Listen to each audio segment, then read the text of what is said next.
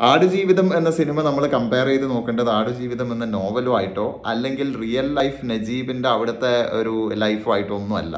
കാരണം നജീബിന്റെ ഒരു real life കേട്ടിട്ട് അത് അതുപോലെ പുസ്തകമാക്കിയതൊന്നും അല്ല ആടുജീവിതം എന്നുള്ള നോവല്. അതിലാവശ്യമായതൊക്കെ ചേർത്ത് ആവശ്യമില്ലാത്തതൊക്കെ ഒഴിവാക്കി ചില കാര്യങ്ങൾ വലുതാക്കി കാണിച്ച് ചില കാര്യങ്ങൾ ചുരുക്കി കാണിച്ച് എക്സ്ട്രാ ക്യാരക്ടേഴ്സിനെ ആഡ് ചെയ്ത് അങ്ങനെ ഭാവനകളും മേമ്പടികളൊക്കെ ചേർത്തിട്ടുള്ളതാണ് ഈ ആടുജീവിതം എന്നുള്ള നോവൽ. ആൻഡ് ഈ നോവലിനെ അതുപോലെ എടുത്ത് സിനിമയാക്കിയതും അല്ല ആടുജീവിതം സിനിമ. ആവശ്യമില്ലാത്തത് ഒഴിവാക്കി ആവശ്യമായത് എടുത്ത് അതിനെ എക്സാഗറേറ്റ് ചെയ്ത് വലുതാക്കി എക്സ്ട്രാ ക്യാരക്ടേഴ്സിനെ ആഡ് ചെയ്ത് ഇതിലെല്ലാം തന്നെ ആവശ്യമായ കുറേ കൂട്ടിച്ചേർക്കലുകൾ ഉണ്ടായിട്ടുണ്ട്. ആവശ്യമില്ലാത്ത കുറേ കാര്യങ്ങൾ ഒഴിവാക്കിയിട്ടൊക്കെ ഉണ്ടായിട്ടുള്ളതാണ്.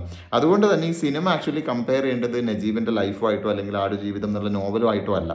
പകരം ഇതൊരു സർവൈവൽ ഡ്രാമയാണ്, ഒരു സർവൈവൽ ജോണറിലുള്ള സിനിമയാണ്. എനിക്ക് തോന്നുന്നു പലതരത്തിലുള്ള സർവൈവൽ സിനിമകൾ നമ്മൾ കണ്ടിട്ടുണ്ട്. മഞ്ഞുമൽ ബോയ്സിൽ ഈ ഗുഹയിൽ പെട്ടുപോയി രക്ഷപ്പെടുന്ന കഥ നമ്മൾ കണ്ടിട്ടുണ്ട്. അതുപോലെ ഒരു തണുപ്പുള്ള ഫ്രീസറിനകത്ത് കുടുങ്ങിപ്പോയി സർവൈവ് ചെയ്യുന്ന കഥ നമ്മൾ കണ്ടിട്ടുണ്ട്.